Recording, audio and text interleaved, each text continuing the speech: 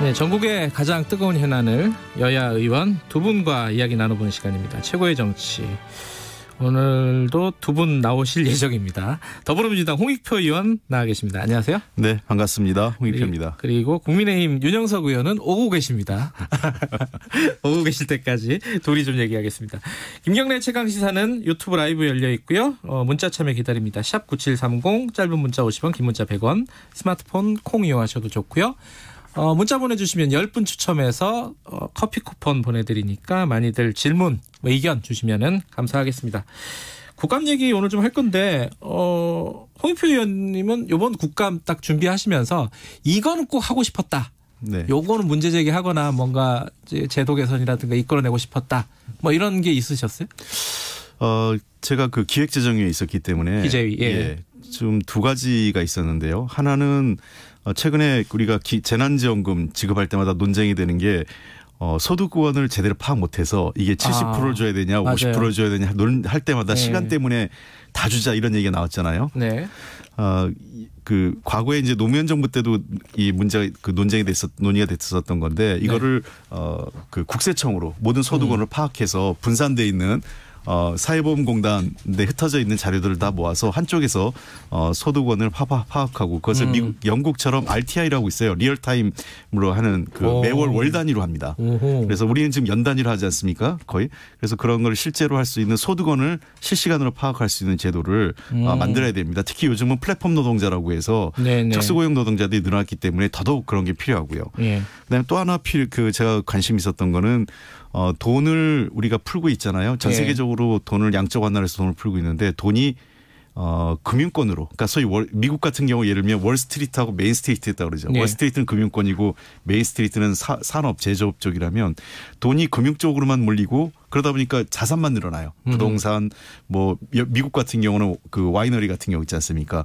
그 이런 고급 미술품 이런 것들이 자산이 폭등하고 대신 이 메인스트리트 산업자본 쪽에는 돈이 돌지 않아서 여전히 경제가 살아나지 않는 생산은 잘 안 되고. 그렇습니다. 그래서 우리도 비슷하거든요. 그래서 돈은 푸는데 돈이 이 금융자산 쪽으로 가는 게 아니라 메인스트리트 소위 그 산업자본으로 가서 그 제조업이 활성화되는 쪽의 문제를 좀 찾아야 되지 않을까. 그런 경우에는 기재부하고 한국은행의 노력이 필요하다고 생각을 합니다. 말씀드리는 순간 윤영석 의원님 오셨습니다. 바쁘시죠? 네. 지금 똑같은 기회를 드려야 될 것 같은데 홍익표 의원께 그걸 여쭤봤어요. 이번 국감 시작하기 전에 뭘 꼭 문제 제기를 하거나 뭔가 개선을 이끌어내고 싶었다. 이제 개인적인 국회의원으로서의 어떤 계획이 있었을 거 아닙니까? 윤영석 의원님은 뭐 있으셨어요?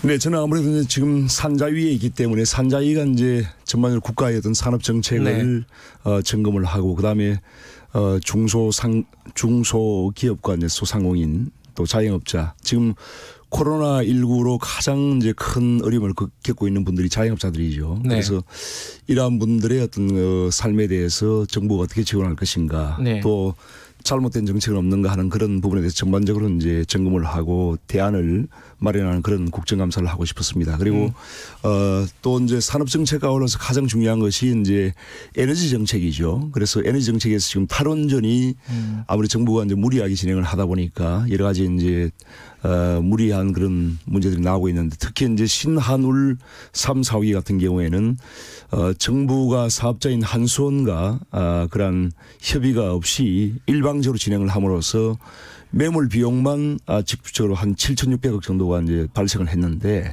이러한 부분에서 정부의 어떤 무리한 정책의 어떤 그런 문제점을 파고드는 그러한 국정감사를 하고 싶었고 하고 있는 그런 상황인데요. 최근에 이제 지금 나오는 게 또 이런 라임 옵티머스와 관련된 그런 사항도 지금 산자부와 또 남동발전에 관한 그런 문제가 지금 나오고 있습니다. 그래서 이런 문제를 전반적으로 지금 점검을 하고 감사를 하고 있습니다. 저희들이 이 코너를 진행을 하면서 이제 의견들을 좀 듣잖아요. 모니터도 하고 댓글들도 좀 보고 그러는데 한 가지 좀 두 분 말씀이 좀 길다. 그래서 답변을 한 1, 2분 정도로 좀 짧게 좀 해주시면은 그래 좀 조금 간략하게 말씀해 주셔야지 청취자분들 이해하기가 좀 쉬우니까 그렇게 좀 부탁을 드리겠습니다. 방금 한 2분 내로 말씀드렸습니다. 알겠습니다. 딱 좋습니다. 이제 두 분도 이제 그 국감 때 이런 걸 하고 싶었다라고 말씀하셨는데 실제로 그게 진행이 됩니까? 이제 바깥에서 보면은 맨날 싸우기만 하는 것 같고 막 이런 느낌도 있어요. 근데 국감 하시는 의원 입장에서 중간 평가하신다면 어떻습니까? 국감 전체적으로. 글쎄요. 홍익표 의원님. 예. 그 이런 면도 있는 것 같아요. 그 국감에서 뭔가 자극적이거나 네. 정쟁적인 요소를 갖고 와야만 언론에 부각이 됩니다. 그렇죠. 예. 그러니까 저는 저 언론사에도 좀 부탁하고 싶은 게요. 국감의 취재를 국회 출입 기자들이 하는 게 아니라 부처 출입 기자들이 했으면 좋겠어요. 항상 얘기하는데 잘 안 돼요. 그게. 네. 왜 그러냐면 아무래도 국회 출입 기자들은 정쟁에 더 관심이 많습니다. 맞아요. 그리고 네. 부처의 이해가 상대적으로 떨어지죠. 뭐 제가 능력이 부족하다는 게 아니라 안 해왔잖아요. 그 일을요. 근데 부처 출입 기자들 같은 경우는 굉장히 관심이 있었고 그 어떤 사안에 대해서 이해가 있지 않습니까? 맞아요. 그 다뤄왔기 때문에. 그래서 언론사가 국감 기간만이라도 부처 출입 기자들이 국회에 들어와서 국감 취재를 하는 게 저는 훨씬 정책 국감을 유도하는 게 좋다 생각을 합니다. 언론에서 늘 좀 자극적인 소재 그다음에 서로 간에 좀 정쟁 소재만을 부각하는 거를 언론이 받아주면 네. 뭐 국회의원도 사람인데 그렇게 따라가게 돼 있어요. 그래서 저는 이 부분은 정치권의 책임도 있고 언론도 조금 더 공적 책임을 좀 같이 가졌으면 언론 좋겠다 책임이 생각이 크죠. 있습니다. 네. 지금 홍 의원님께서 말씀하신 게 이 뉴스룸에서 굉장히 많이 논의가 되는 부분인데 예. 이 관행이 잘 안 고쳐져요. 이게 예. 이거 고민해봐야 될 것 같습니다. 예. 예. 그 아울러서 이제 뭐 상대적으로 국감이 뭐 일부 지금 야권에서는 뭐 처음부터 뭐 추미애 장관 문제라든지 예. 또 공무원 피격 공무원 예. 문제 그다음에 최근에 이제 옵티머스 라인 예. 옵티머스 문제 등등 갖고 얘기하는데요. 물론 그런 문제도 야당은 할 수 있습니다. 해야 되고요. 예. 그러나 국감의 본래 취재는 뭔가 구조적인 문제 그 국정 전반에 대한 구조적인 문제를 해서 그것이 개선이 국민의 민생과 실생활이 얼마큼 진전과 개선을 가져오는가 이 문제도 같이 균형 있게 해야 되는데 그런 부분들에 대해서는 좀 아쉬움이 있지 않나 생각됩니다. 아마 야당이 할 얘기가 더 많은 것 같아요. 지금 언론 보도를 보면은 여러 가지 불만들을 많이 갖고 계신 것 같아요. 국감에 대해서 어떻게 보십니까, 윤 의원님? 네, 예. 국감을 할 때마다 이제 여당은 아무래도 좀 정책 국감을 하자. 그리고 이제 그렇죠. 야당은 이제 부정부패를 파헤치자 이렇게 이제 좀 맞아요. 각도가 좀 다르죠. 그래서 저희도 여당일 때는 왜 야당에서 맨날 이렇게 부정부패만 가지고 그러냐 정책 국감을 하자 이렇게 이제 항상 말을 하곤 하는데요. 예. 이번에도 보면 사실 이제 여러 가지 현 여권과 현 정부의 여러 가지 부정부패가 많이 지금 제기되고 있는 그런 상황인데 네.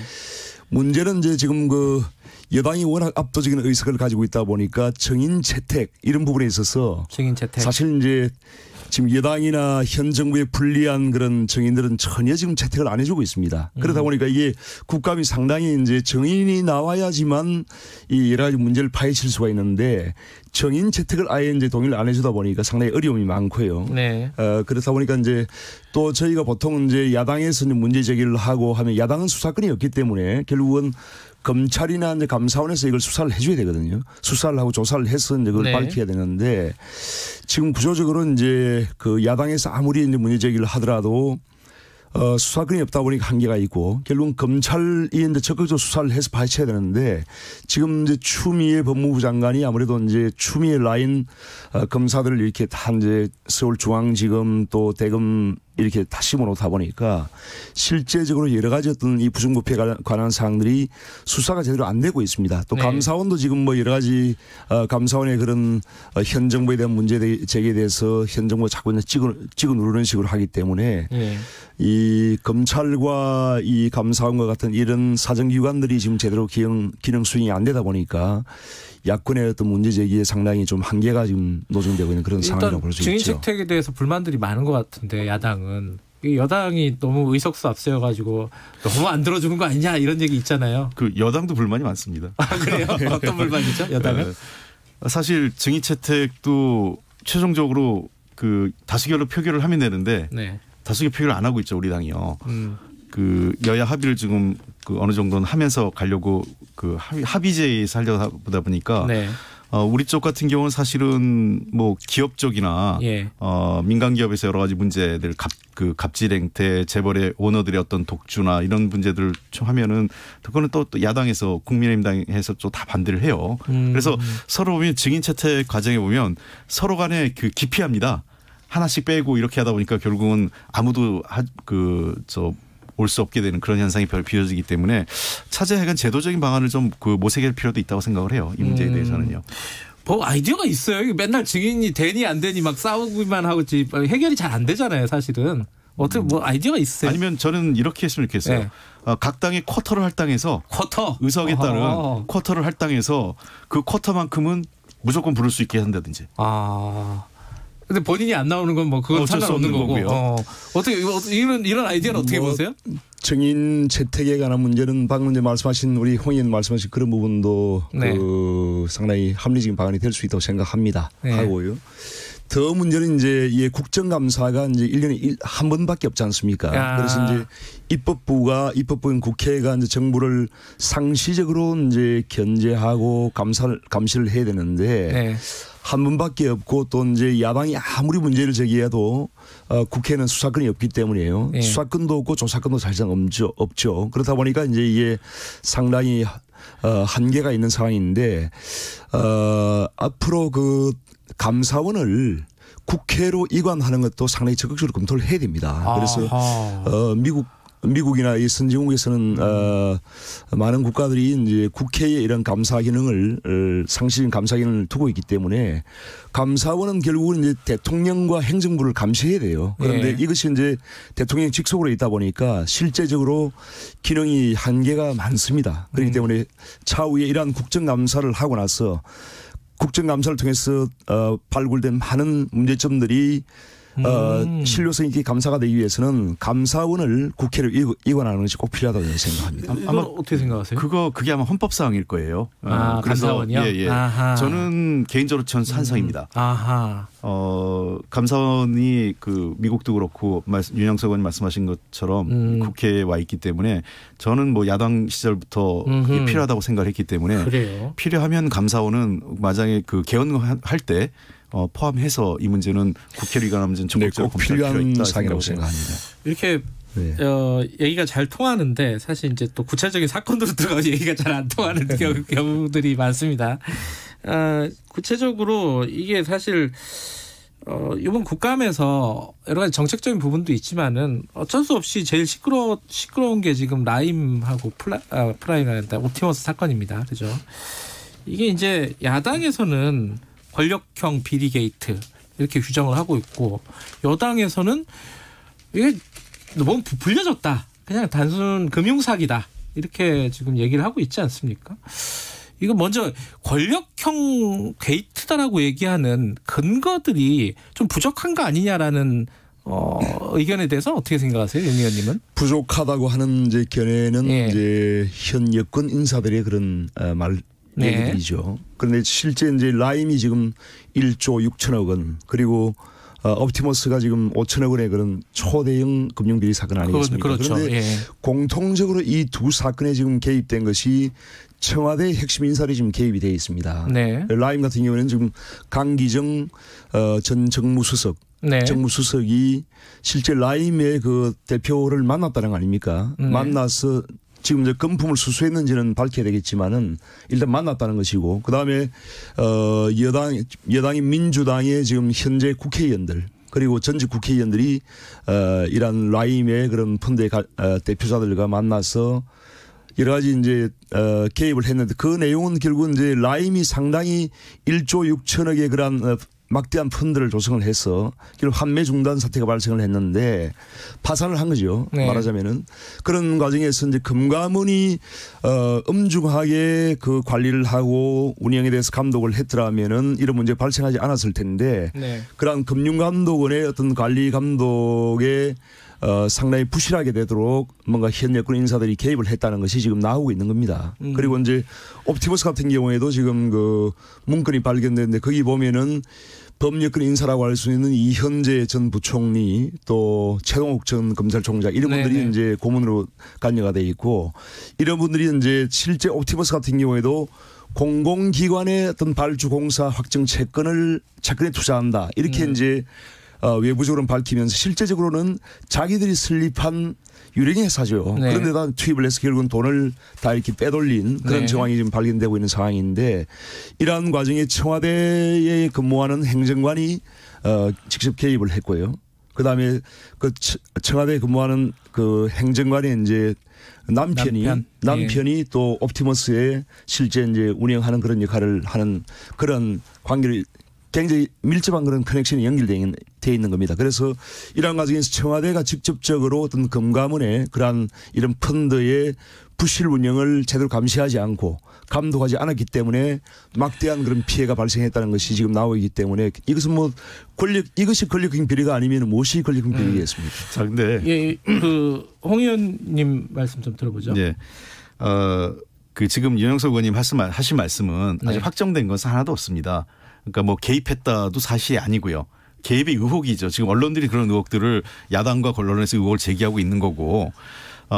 물론 저는 뭐 대통령께서도 얘기하셨고 저도 그렇고 저는 이 금융 문제에 관련돼서 부당한 그 개입을 했거나 또는 정치적 그 어떤 압력을 행사했다고 하는 경우에는 매우 엄벌이 쳐야 된다고 생각합니다.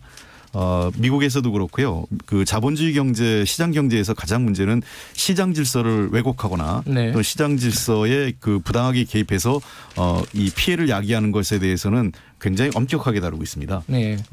그래서 미국에서 가장 중범죄 중에 하나가 위조화폐 많이 같은 거 아니죠. 예. 그리고 이 금융사기와 관련돼서도 굉장히 엄격하게 다루고 있고 중벌을 하고 있습니다. 상대적으로 우리나라가 이 형벌이 매우 낮죠. 저는 이 사법부에서도 이 문제를 좀 더 엄격하게 다뤄야 된다고 생각을 하는데 권력형 게이트라고 얘기하면 대통령 또는 대통령과 가장 가까운 실세나 친인척이 누가 개입해서 사적 이익을 취한 게 확인돼야 됩니다. 저는 아직 이 사건을 뭐 야당은 주장할 수 있지만 뭐 저는 아니라고 얘기도 안 하겠어요. 아직 사건은 확인되지 않았고 우리가 보기에는 현 단계에서 바로 권력형 게이트라고 얘기하기에는 많은 논리적 어떤 결함이 빠져 있다. 그러니까 연결고리가 아직 안 돼 있기 때문에 현재로서는 금융사건이에요. 이 금융사건에 대해서 검찰이 조사하는 과정에서 지금 말씀하신 대로 청와대에서 지금 고위급이 거론되는 게 아니라 청와대 강기정 수석 같은 경우는 의례적으로 한번 만났다는 거고 돈을 받은 적은 없다라고 지금 부인하고 있는 상황이고 그다음에 그 행정관이 아마 남편이 그 라임의 지금 그 사내이사였던 것 같아요. 그 구속돼 있는 분이고요. 그러다 보니까 그런데 통상 청와대 행정관이라고 할 때는 청와대 결정을 좌지우지할 수 있는 그런 권한을 갖고 있지는 않습니다. 그래서 그 여러 가지 그 저희들이 봤을 때에는 현 단계에서는 아직 사기 사건에 준한데 윤영석 의원님이나 야권 또는 언론에서 문제 제기하는 것처럼 이것이 권력형 게이트로 갈 수도 있다고 생각해요. 그러니까 그거는 조금 더 사건의 추이를 봐야 되는 거고 아울러서 저는 대통령도 얘기하신 것처럼 청와대나 관계자들이 이 문제에 대해서는 적극적으로 수사에 협조하고 검찰도 좀 빠른 시일 내에서 진실을 좀 밝혔으면 좋겠다는 생각입니다. 검찰이 윤영석 의원님. 검찰이 이제 수사권을 가지고 있기 때문에요. 검찰이 직접 수사를 해서 빨리 이것을 밝혀야 되는데 지금 보면 강기정 그 전 정무수석 같은 경우에도 금년 8월까지 이제 근무를 한 거 아닙니까 청와대에. 그런데 7월 달에 강기정 정무수석이 작년 그러니까 1년 전에 그 김봉현 당시 이제 라임펀드의 그 대표자죠. 실제 소유주죠. 그 사람을 만났다는 것이 김봉현을 만난 게 아니라 이제 이강세 김봉현과 전 관계 연결된 이강세. 그런데 여하튼 그런 라임 펀드의 관계자들을 만났다는 것이 작년 7월 달에 올 1년 후인 올 7월 달에 이미 검찰에 그것을 인지했어요. 인지하고 그 한 달 뒤에 이제 강기정 정무수석이 청와대를 나왔는데 결국은 그렇게 인지를 하고서도 단 한 번도 소환 조사를 하지 않고 이렇게 사건을 뭉개고 있었다는 것은 검찰이 지금 의지가 없지 않느냐 이라는 것을 수사하는 것에 대해서 그래서 이것이 상당히 권력형 비리이고 또한 현 정부와 여권 인사들이 많이 관련된 그런 상황이기 때문에 검찰이 오히려 이것을 지금 은폐하고 있다라고 하는 그런 지금 얘기가 나오고 있지 않습니까? 은폐해 왔다. 뭐 이렇게 은폐해 왔다. 그리고 이번에 한 가지 좀 제가 이제 말씀드리고 싶은 것이 과연 지금 윤석열 총장이 이제 인력 보강을 이제 요청을 해서 법무부에서 이번에 그 또 검사를 5명 확대를 했죠. 했는데 그 면면들을 보면은 사실상 그 상당히 좀 제가 의구심이 드는 것이 지금 그 추미애 법무부 장관이 이제 검사 파견을 5명이 결정했는데 보면은 뭐 최재순 그 검사인 경우에는 박근혜 그 탄핵 사건을 예. 그 파헤쳤던 박영수 특검팀의 일원이었고 또 최종혁 그 광주지검 검사인 경우에도 이승윤 서울지검 검사장의 서울중앙지검장의 그 동문 후배입니다. 그리고 김창섭 청주지검 검사인 개별 검사들이 경우에도 하나하나의 문제점을 얘기하는 이명박 전 그 대통령의 5사건을 파헤친 그런 검사이고 네. 그러니까 남대주 광주지검 검사도 마찬가지고 이런 그 어떻게 보면 좀 추미애 라인 또 이승윤 라인 그것도 검사들을 의심스럽다. 배치를 함으로써 오히려 이것이 과연 그 이 사건을 실체를 파헤치기 위한 알겠습니다. 그런 파견인지 자, 아니면은 예. 아마 은폐하기 위한 그런 어떤 조금 길어가지고 제가 넘어가겠습니다. 얘기할게요. 예. 제가 수사 검사 아마 확대인지 상당히 의구심이 든다는 것이죠. 제가 저렇게 검사 네. 얘기를 하면 뭐 야당도 그렇고 다른 조중동이나 언론에서 그럴 거예요. 또 검찰에 대해서 압박했다고 여당 의원이.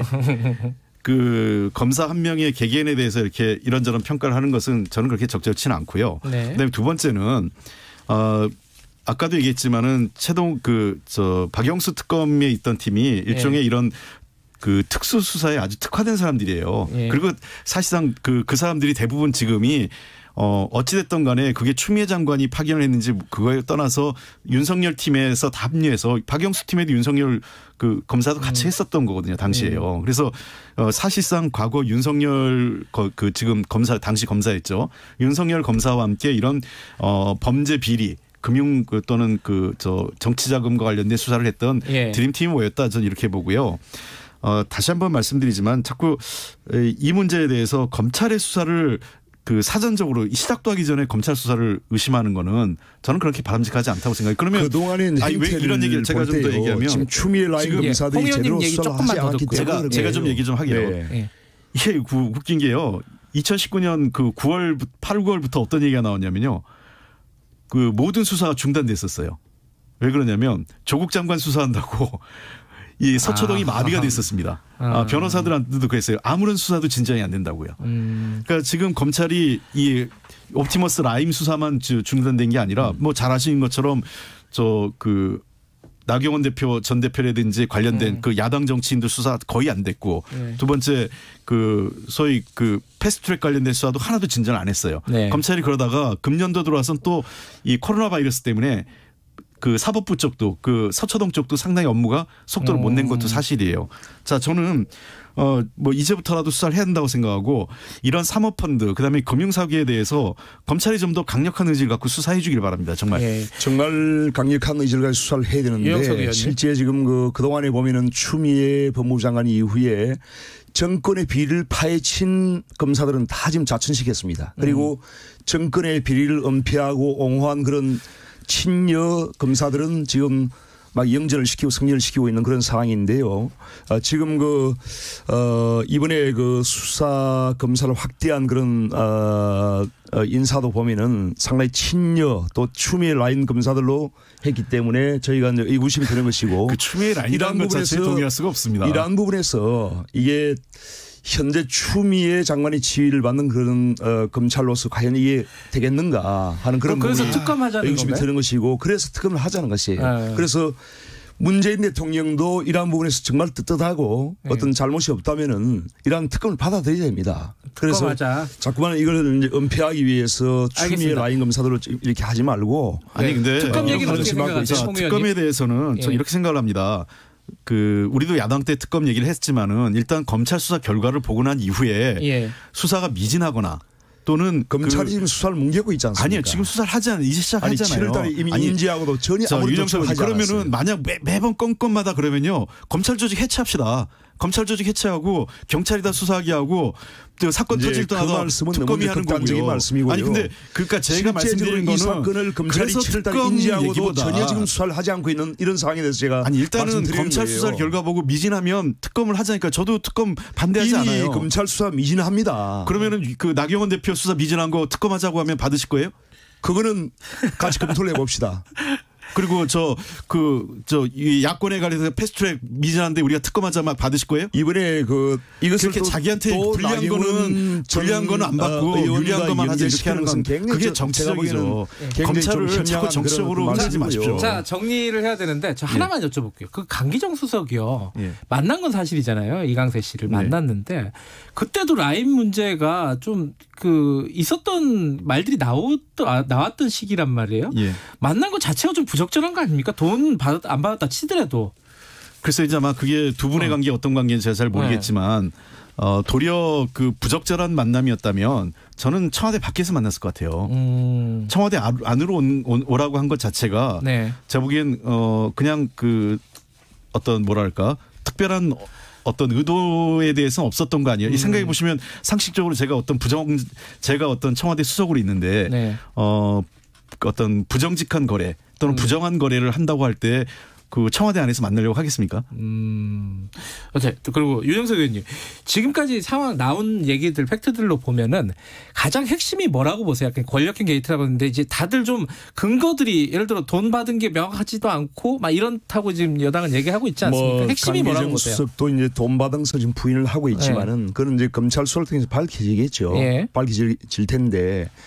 현재 이제 아까 의구심을 제기한 것은 현재 그 추미애 라인 검사, 검찰 쪽의 검사들로서는 이걸 밝히는 한계가 있을 것이라는 것이 제가 예상되는 것이고 결국은 이제 금융감독원이 이러한 펀드의 부실 운용과 부실 투자에 대해서 제대로 감시 감독을 했더라면 이런 일이 발생하지 않습니다. 그런데 결국 금융감독원이 제대로 된 기능을 못했는데. 그러한 부분에서 현 정권의 청와대 인사들과 현 정권의 이제 국회의원들 이런 분들이 결국 개입을 했다는 것이죠. 개입을 했기 때문에 금융감독원이 개입을 했다는 증거가 없습니다. 개입을 했다라고 단정적으로 얘기하시면 개입을 했기 때문에 이렇게 부실한 개입했던 증거가 어디 있습니까? 있었던 거죠. 그건 이제 밝혀야죠. 그러니까 증거를 하잖아요. 아직. 그리고 지금까지 나온 증거만 하더라도 상당히 많은 개입이 끝내야 돼. 자, 보십시오. 두 분 감사합니다. 두 분 감사합니다. 여기까지 하겠습니다. 고맙습니다. 알겠습니다. 최고의 정치 국민의힘 윤영석 의원, 더불어민주당 홍익표 의원이었습니다. 나가셔서 얘기해 주시기 바라겠습니다. 김경래 최강시사 2분 여기까지고요. 잠시 후 3부에서는 이 3억 대주주 문제 요새 관심 많으시잖아요. 요거 얘기 좀 다뤄볼게요. 일부 지역국에서는 해당 지역 방송 보내드립니다.